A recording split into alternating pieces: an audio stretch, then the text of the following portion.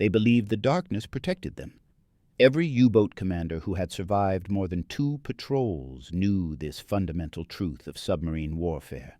Surface at night, run the diesels, recharge the batteries, and the enemy aircraft flying overhead would never see you.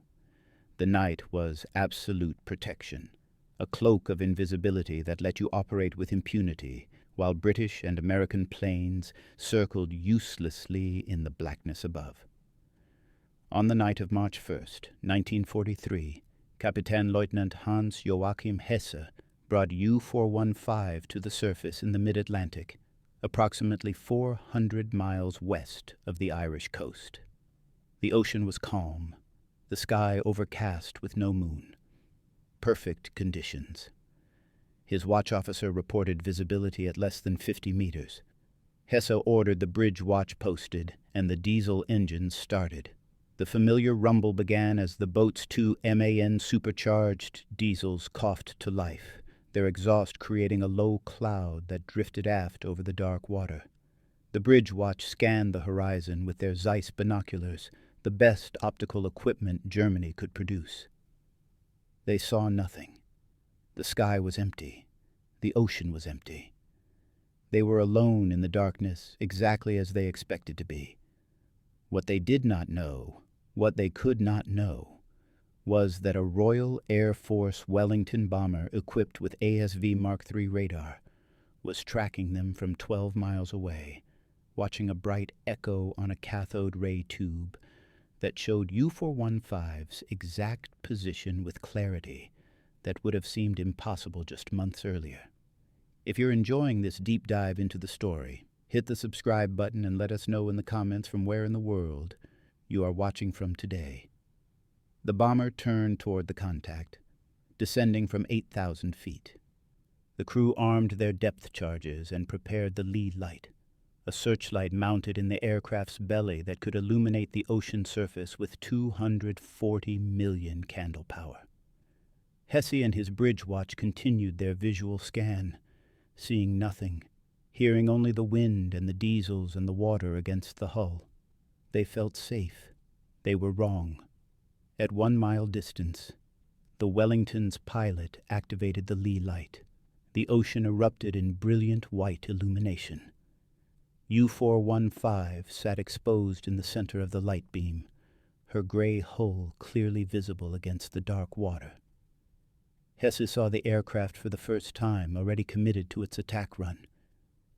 He shouted the alarm. The bridge watch dove for the hatch. The diesels were still running. There was no time to dive. The Wellington released 4 depth charges in a stick pattern. 2 landed within 20 meters of the U-boat's hull. The explosions lifted the stern out of the water. The pressure hull cracked. Seawater flooded the aft compartments. U-415 went down by the stern, taking 38 men with her into the cold Atlantic darkness. Hesse and 6 others who had been on. The bridge, when the attack came, survived, pulled from the water hours later by a British destroyer. When interrogators asked Hesse how the aircraft found him in total darkness, he had no answer. He had been surfaced for less than 8 minutes. Visibility had been nearly 0. There should have been no way for the enemy to locate him. Yet they had found him as if they could see through the night itself. This revelation, this impossible detection in conditions where detection should have been impossible, was being repeated across the Atlantic with increasing frequency in early 1943. U-boat commanders who had operated successfully for years were dying without understanding how the enemy found them. The darkness that had always protected them had become transparent to a technology most of them did not know existed. To understand the magnitude of this shift, to comprehend what it meant to men who had built their entire tactical doctrine around the protection of night, requires understanding what U-boat warfare had been before this technological revolution. The submarine had entered World War II as a weapon of stealth and patience. The German Type 7C U-boat, which formed the backbone of the Kriegsmarine submarine fleet, was designed around a specific operational concept. Submerged, running on electric motors powered by massive lead-acid batteries, the boat could travel at perhaps 7 knots for a few hours before the batteries depleted. Maximum submerged speed was 7.6 knots, achievable for perhaps 1 hour before the batteries were exhausted. Cruising submerged at 4 knots extended battery life to perhaps 80 hours in theory, though practical considerations and safety margins reduced this significantly. But surfaced, running on her twin diesel engines, the Type 7C could manage 17 knots sustained speed with a range of 8,500 nautical miles at 10 knots. The diesels did more than propel the boat. They also drove generators that recharged the batteries, restoring the boat's ability to dive and maneuver submerged. This meant that operationally, U-boats spent most of their time on the surface. They traveled to and from their patrol areas on the surface.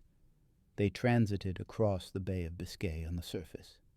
They searched for convoys on the surface. They maneuvered into attack positions on the surface, diving only for the final approach and torpedo attack, or when aircraft forced them down. The mathematics were simple and unforgiving. A U-boat that remained submerged could not patrol effectively, could not reach distant operational areas, could not sustain extended missions. The batteries dictated everything. Without the ability to surface and run the diesels, a U-boat was essentially immobile, limited to a few days of operations before returning to base. Surface operations were not optional. They were the foundation of the entire U-boat campaign. And surface operations at night had always been safe. British aircraft had hunted U-boats since 1939, but their capabilities were limited by the most basic constraint of human vision. A man with binoculars, even excellent binoculars, scanning the ocean from an aircraft at 1,000 feet altitude, could see perhaps 3 to 5 miles in daylight under ideal conditions. At night, he could see virtually nothing. Moonlight might reveal a surfaced submarine at half a mile, if the observer happened to be looking in exactly the right direction at exactly the right moment. A dark night, overcast or moonless, rendered visual detection effectively impossible. The British had attempted to compensate with searchlights, mounting powerful lights on patrol aircraft and illuminating the ocean surface.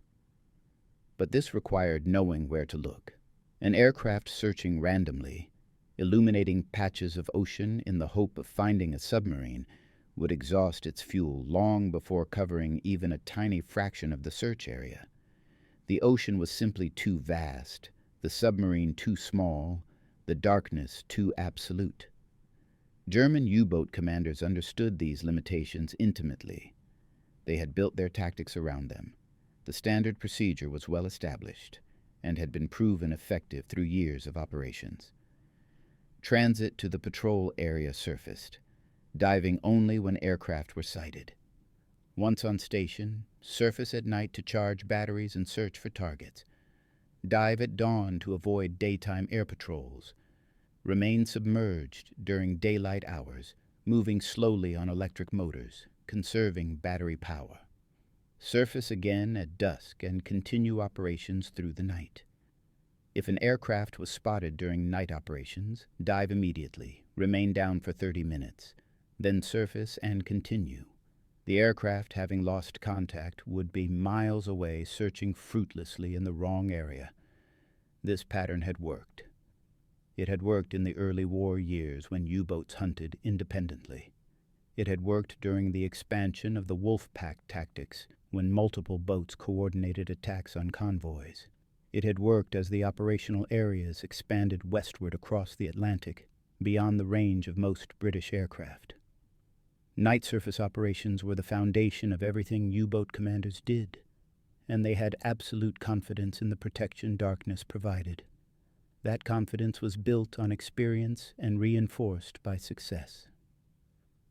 Kapitän-Leutnant Otto Kretschmer, who sank 47 Allied ships totaling over 280,000 tons before his capture in March 1941, had operated primarily on the surface at night, pressing attacks with such aggression that he sometimes torpedoed targets from inside the convoy columns themselves. His tactics were studied, analyzed, and taught to new commanders as the model of effective submarine warfare. Corvettin-Captain Günther Prien, who penetrated the British home fleet anchorage at Scapa Flow in October 1939 and sank the battleship Royal Oak, had navigated on the surface through supposedly impenetrable defenses, using darkness and careful seamanship to achieve what British planners had considered impossible. These successes, and hundreds of others like them, proved that surfaced submarines operating at night were effectively invisible. The doctrine was validated by results. Between June 1940 and December 1941, U-boats sank over 8 million tons of Allied shipping. The period from January through August 1942, after Germany declared war on the United States and U-boats began operations along the American coast, saw even greater success. American coastal cities had not yet implemented blackout procedures. Merchant ships sailed independently, without convoy protection, silhouetted against the glow of city lights. U-boat commanders called it the second happy time, and they operated with near impunity, surfacing within sight of shore, attacking at will, diving only when convenient.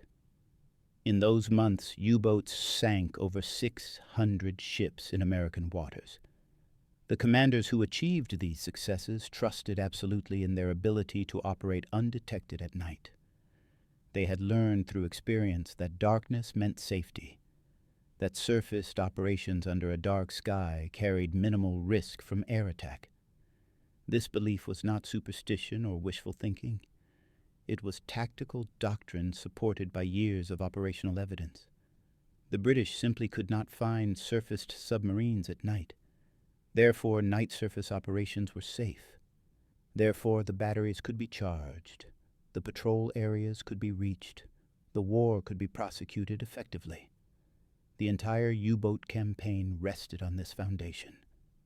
What the U-boat commanders did not know, what they could not know in those early months of 1943, was that the foundation had already crumbled beneath them. The protection they relied upon no longer existed. The darkness that had always hidden them now concealed only their ignorance of how completely the tactical situation had changed. The technology that made their vessels visible through the night had been deployed, tested, and refined. It was hunting them at that very moment, and they had no idea it existed. The technology that shattered German confidence in night operations was not a single invention, but a convergence of developments in radio wave physics, electronic engineering, and airborne tactics. The story begins not with a dramatic breakthrough, but with patient work in British laboratories and testing facilities, driven by the recognition that visual detection of surfaced submarines at night was inadequate for winning the Battle of the Atlantic. Radio detection and ranging, known by the acronym radar, had existed in primitive form since the mid-1930s. The British Chain Home System, a network of coastal radar stations, had proven invaluable during the Battle of Britain, providing early warning of German aircraft formations crossing the English Channel. But these early radars operated on relatively long wavelengths, measured in meters, and required massive fixed antennas. They were useful for detecting large objects like aircraft at considerable distances, but completely unsuitable for installation in aircraft or for detecting small targets like submarine conning towers. The breakthrough came from research into centimetric wavelengths, radio waves measured in centimeters rather than meters. In February 1940, two British physicists, John Randall and Harry Boot, working at the University of Birmingham, developed a device called the cavity magnetron. This was a vacuum tube capable of generating radio waves at a wavelength of 10 centimeters, with power outputs previously impossible at such short wavelengths. the cavity magnetron made compact, powerful radar systems practical for the first time. The implications for submarine detection were immediately apparent to British scientists and military planners. A radar operating at 10-centimeter wavelength could detect small objects at useful ranges. It could be built small enough and light enough to install in patrol aircraft, and it would be largely immune to the countermeasures that were beginning to render longer wavelength radars less effective. The German Navy had already developed a radar warning receiver called METOX, which detected the emissions from British ASV Mark II radar sets operating at 1.5-meter wavelength. When METOX detected radar transmissions, the U-boat commander received warning and could dive before the aircraft closed to attack range. METOX was effective because the long wavelength radar had to transmit from relatively long distances to be useful, giving U-boats time to react. A 10-centimeter radar changed the equation completely. The shorter wavelength meant the radar could achieve useful detection ranges with much lower power. It could be designed to provide precise range and bearing information, and, most critically, existing German radar warning receivers could not detect 10-centimeter transmissions. The physics of their receiving antennas made them inherently insensitive to such short wavelengths. A U-boat equipped with METOX, relying on that device to provide warning of air attack, would receive no indication that a centimetric radar was tracking it. Development of the ASV Mark III radar proceeded rapidly through 1941 and early 1942. The system used a rotating antenna mounted in a streamlined housing under the aircraft's nose. The antenna transmitted pulses of 10-centimeter radio waves and received the echoes reflected from objects on the ocean surface. These echoes were displayed on a cathode ray tube screen, showing range and bearing to the target. An experienced operator could detect a surface submarine at ranges exceeding 12 miles under good conditions and reliably at 8 to 10 miles, even in rough weather or sea clutter. The first operational ASV Mark III sets were installed in Royal Air Force Coastal Command aircraft in early 1943. Wellington bombers received the equipment first, followed by Liberators, Sunderland flying boats, and other patrol types. Crews trained intensively on the new equipment, learning to interpret the radar displays, to distinguish submarines from surface ships or navigational hazards, to coordinate radar detection with visual acquisition using the Lee Light searchlight. The tactical procedure was straightforward but required precise execution. The patrol aircraft flew its assigned search pattern at altitude, typically 6,000 to 8,000 feet, with the radar operator monitoring his screen for contacts. When a contact appeared, the operator called out range and bearing. The pilot turned toward the contact and began descending. As range decreased, the radar operator provided continuous updates, guiding the pilot toward the target.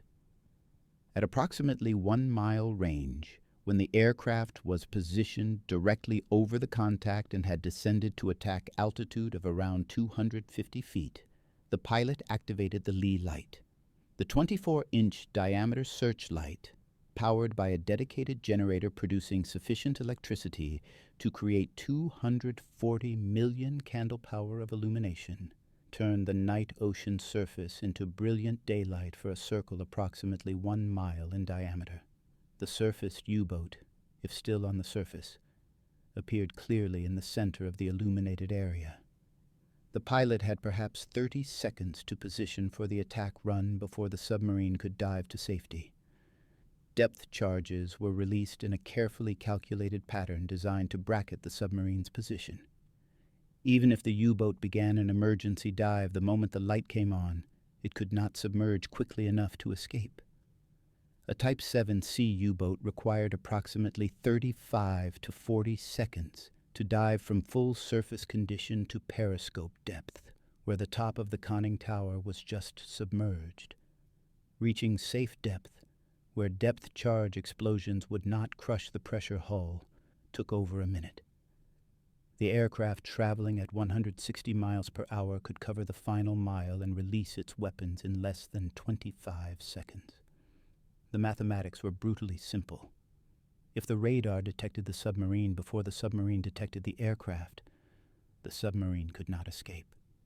German U-boat commanders began experiencing these attacks in February and March of 1943, but they did not understand what was happening. The pattern was always the same. Surfaced at night in conditions of limited or zero visibility, running diesels to charge batteries or transit to patrol areas, maintaining watch with lookouts, scanning the dark sky. Then, with no warning, brilliant light and the sound of aircraft engines suddenly close. Emergency dive procedures initiated, but too late. Depth charges exploding, hull damage, casualties, or for those less fortunate, the boat torn apart by explosions and sinking immediately. The survivors who were rescued and interrogated reported the same confusion. No radar warning from their METOX receivers. No visual or audible detection of approaching aircraft. Just sudden attack from darkness with no warning. Some commanders speculated that the British had developed new tactics, perhaps following U-boats from great distances after visual detection during dusk, then attacking hours later. Others wondered if the Allies had some new form of infrared detection that could locate submarines by the heat of their diesel exhaust. A few suspected radar, but their METOX sets showed nothing, and they knew British radar operated at wavelengths their equipment could detect. The truth became undeniable through accumulated evidence that no alternative explanation could account for. In the first 6 months of 1943, U-boat losses increased dramatically. January saw 15 boats sunk. February, 19 boats lost. March, the worst month yet, saw 15 boats destroyed in the first 2 weeks alone. The trend continued and accelerated. April losses reached 15 boats. May was catastrophic. 41 U-boats sunk, the highest monthly loss of the entire war. Many of these losses occurred under circumstances that made conventional explanation impossible. U-boats attacked at night in mid-ocean, far from any possibility of visual detection. U-boats attacked in weather conditions where visibility was measured in meters, not miles. U-boats attacked within minutes of surfacing, before any visual search could possibly have located them. U-boats attacked repeatedly in the same patrol area, as if the enemy knew exactly where they were despite taking extensive evasion measures after each attack. Gross Admiral Karl Dönitz, commander of the U-boat force, recognized that something fundamental had changed. The operational reports from returning commanders and the interrogation reports from captured survivors painted a consistent picture. The British could detect surfaced submarines at night with accuracy and reliability that visual search could not explain. In late May 1943, Dönitz made the painful decision to temporarily withdraw U-boats from the North Atlantic convoy routes. For the first time in the war, the U-boat offensive was suspended not due to lack of targets or shortage of submarines, but because losses had become unsustainable. The withdrawal marked an admission, not yet fully articulated, that the fundamental premise of U-boat operations had been invalidated. If surfaced submarines could be reliably detected and attacked at night, then the entire operational concept was compromised. Batteries still needed charging. Transit to patrol areas still required surface running. The diesel engines still needed to operate. But none of these necessary activities could be conducted safely if the enemy could find surfaced submarines through the darkness. German naval intelligence worked desperately to understand the new Allied capability. Captured equipment from downed British aircraft eventually provided the answer. In June 1943, a Wellington bomber was shot down over occupied France. The wreckage was recovered and examined. Among the debris, German technicians found the ASV Mark III radar set, still partially intact. Engineers dismantled the equipment, studied the cavity magnetron, measured the wavelength, and understood immediately what they were facing. The 10-centimeter radar represented a technological capability Germany had not achieved. The cavity magnetron design was more sophisticated than German equivalents. The system integration, combining the radar with tactical searchlights and weapons delivery, showed operational maturity that indicated months or years of development and testing. Most critically, the 10-centimeter wavelength meant that METOX and all other German radar warning receivers were useless. The U-boats had been sailing blind, trusting in warning equipment that could not detect the threat hunting them. If you find this story engaging, please take a moment to subscribe and enable notifications. It helps us continue producing in-depth content like this. Dönitz ordered immediate development of a radar warning receiver capable of detecting centimetric transmissions. The device, called Naxos, entered production in late 1943 and began installation on U-boats in early 1944. But Naxos was a defensive measure, a way to detect that you were being hunted. It did not solve the fundamental problem that surfaced submarines were now vulnerable to detection and attack under conditions where they had previously been safe. The technological advantage had shifted decisively to the Allies, and there was no immediate way to recover it. The psychological impact on U-boat crews was profound and destructive to morale. Men who had trained for years, who had survived multiple patrols, who had developed confidence in their skills and their vessels, suddenly faced an enemy capability that negated their experience and expertise. The careful protocols they had learned, the tactical procedures they had practiced, the operational security they had maintained, all became inadequate overnight. Darkness, which had always been an ally, was now transparent to the enemy. Captain Lieutenant Peter Kremer, commander of U-333, described the experience in his post-war memoir. Surfacing at night after a day submerged, running diesels to charge batteries, maintaining careful watch. The bridge lookouts scanning constantly with their binoculars. The radar warning receiver silent, showing no indication of threat. Then, without any warning, the sky erupting in brilliant white light. The aircraft already committed to its attack run, clearly visible in the searchlight's reflection. The emergency dive alarm, the crew rushing to stations, the diesels still running because there had not been time to shut them down properly. The depth charges exploding as the boat passed through 15 meters depth, not yet deep enough for safety. The hull flexing from the pressure waves, the lights failing, the emergency systems engaging, and the knowledge, absolute and unavoidable, that they had been completely vulnerable and had not known it. Kremer survived that attack. U-333 suffered damage but remained operational. But the experience changed his approach to surface operations. He became cautious, nervous, constantly aware that invisible enemies might be tracking his position. The confidence that had characterized his earlier patrols was gone, replaced by wariness and the certain knowledge that surfacing, even at night, even in conditions of zero visibility, meant exposure to attack. Other commanders reported similar psychological shifts.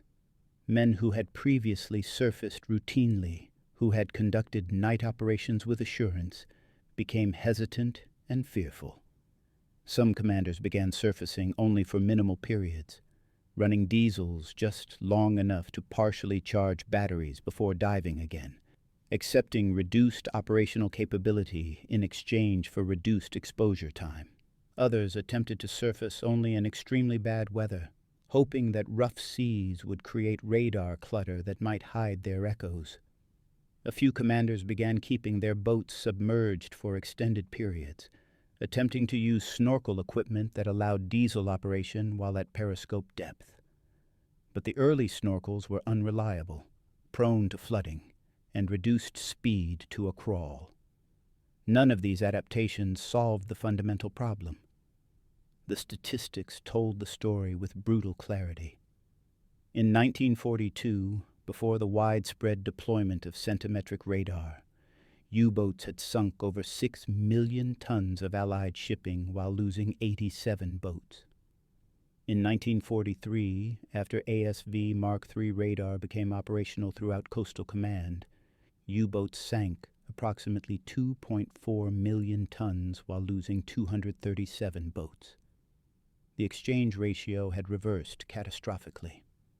The U-boat force was being destroyed faster than it could sink merchant shipping, and there was no technological solution available within Germany's industrial and scientific capabilities. The men who continued to serve aboard U-boats after May 1943 did so with full knowledge that their survival odds had diminished to near zero. New crews arriving at the submarine training facilities in Danzig and Pillau received technical instruction on equipment and procedures, but they also received the unofficial education that passed between veterans and newcomers in quiet conversations away from officers. The experienced men told them the truth. Centimetric radar made night surface operations a calculated risk that would likely end in death. The darkness no longer protected you. The British could see you when you could not see them. Your warning equipment would not alert you. Your first indication of attack would be the searchlight, and by then, it would be too late to dive to safety. Despite this knowledge, the patrols continued. Germany's strategic situation demanded it. The U-boat campaign, even in its diminished state, still tied down enormous Allied resources. Every submarine at sea required the Allies to divert aircraft, escort vessels, and merchant shipping to protective convoys rather than offensive operations. Dönitz argued repeatedly to Hitler that the U-boat force must continue operations regardless of losses, because forcing the Allies to maintain their anti-submarine infrastructure was itself a strategic contribution. The argument had merit from a purely strategic perspective, but it meant sending men to sea in vessels that had become floating coffins. The technological arms race continued, but Germany was losing. New radar warning receivers like Naxos provided some capability to detect centimetric transmissions, but they had limitations. The receivers could only detect radar at relatively close ranges, often too late for the submarine to dive to safety before the aircraft closed to attack distance.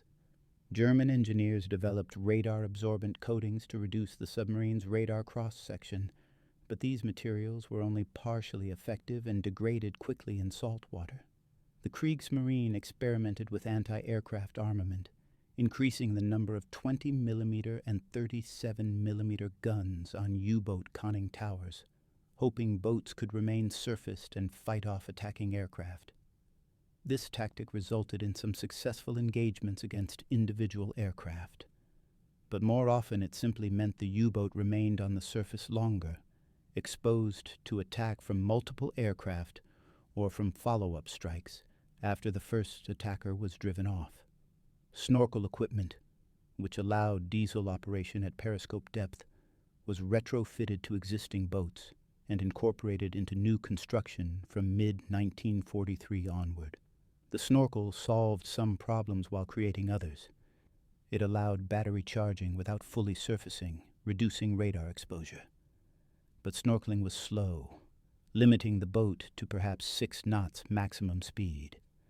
The snorkel valve, designed to close automatically when waves washed over it, frequently malfunctioned, either failing to close and flooding the boat, or closing unnecessarily and creating dangerous pressure changes as the diesels continued running and drew air from the sealed hull. Crew members suffered injuries from the pressure fluctuations, including ruptured eardrums and sinus damage, and even snorkeling offered incomplete protection because the snorkel head itself created a radar return, smaller than a fully surfaced submarine but still detectable. The Type 21 U-boat, introduced in limited numbers in the final months of the war, represented a genuine technological leap. This design incorporated a streamlined hull shape, optimized for submerged performance, massive battery capacity, that allowed sustained underwater operations and snorkel equipment integrated from the initial design phase. The Type 21 could achieve 17 knots submerged for brief periods, faster underwater than most escort vessels could manage on the surface. If deployed in significant numbers earlier in the war, these boats might have altered the tactical balance, but they entered service too late, in too few numbers, and with insufficient crew training to affect the outcome. Most Type 21s never completed operational patrols before the war ended. For the men serving aboard conventional U-boats through 1944 and into 1945, the war became a matter of endurance and probability. Each patrol was a calculation of odds. You surfaced because you had to surface. You ran the diesels because without battery charge you could not operate. You maintained watch and hoped your radar warning receiver would provide alert in time. And you knew with certainty born from statistical reality that each successive patrol reduced your chances of survival. The official German Navy statistics, compiled after the war, showed that of approximately 39,000 men who served aboard U-boats during World War II, 28,000 died, a mortality rate of over 70%, making the U-boat service the deadliest military assignment in the German armed forces. The Allied victory in the Battle of the Atlantic, achieved through the combination of centimetric radar, escort carriers, long-range patrol aircraft, convoy tactics, and code-breaking intelligence, had consequences that extended far beyond sinking U-boats. Every merchant ship that successfully crossed the Atlantic carried supplies that sustained Britain's war effort and supported the buildup of forces for the eventual invasion of occupied Europe. The defeat of the U-boat campaign meant that American industrial production could be delivered to the European theater without unacceptable losses. It meant that troops, equipment, fuel, and ammunition could cross the Atlantic in quantities necessary for offensive operations. It meant that the starvation blockade Germany hoped to impose on Britain failed completely. The strategic implications were decisive. Operation Overlord, the Allied invasion of Normandy in June 1944, required the transport of millions of tons of supplies and hundreds of thousands of troops across the Atlantic over a period of months. This concentration of shipping would have been impossible if U-boats remained an effective threat to merchant convoys. The Allied air campaign against Germany, which escalated through 1943 and 1944, required continuous supply of aviation fuel, bombs, and replacement aircraft, all transported across the Atlantic. Strategic bombing could not have been sustained at the intensity and scale that characterized 1944 and 1945 if shipping losses remained at 1942 levels. The defeat of the U-boat threat allowed the Allies to conduct the war on their terms, with logistical superiority that Germany could not match. And that defeat came not from superior seamanship or tactical brilliance, though both contributed, but from technological advantage in a single critical capability, the ability to detect surfaced submarines in darkness. The cavity magnetron, developed in a British university laboratory, manufactured in factories across Britain and America, installed in hundreds of patrol aircraft, changed the strategic balance of the Atlantic War more decisively than any individual battle or tactical innovation. For the U-boat commanders who survived the war, the experience of technological obsolescence was a bitter education. Many had begun their service convinced of German technical superiority, confident that their training and equipment were equal or superior to Allied equivalents. The revelation that British radar technology had surpassed German capabilities, that the devices they relied upon for warning were ineffective against Allied equipment, That their submarines were vulnerable to detection through methods they did not understand was a profound psychological blow. Some, like Peter Kremer, wrote memoirs after the war attempting to process these experiences and understand how completely the tactical situation had shifted beneath them. Others never spoke publicly about their service, carrying the memories of men who had trusted their lives to darkness that was not dark enough. The technical details of ASV Mark III radar, once among the most closely guarded secrets of the Allied war effort, became public knowledge after the war ended. German engineers examined captured equipment and read technical papers describing the cavity magnetron's operation. The physics were not particularly complex once explained.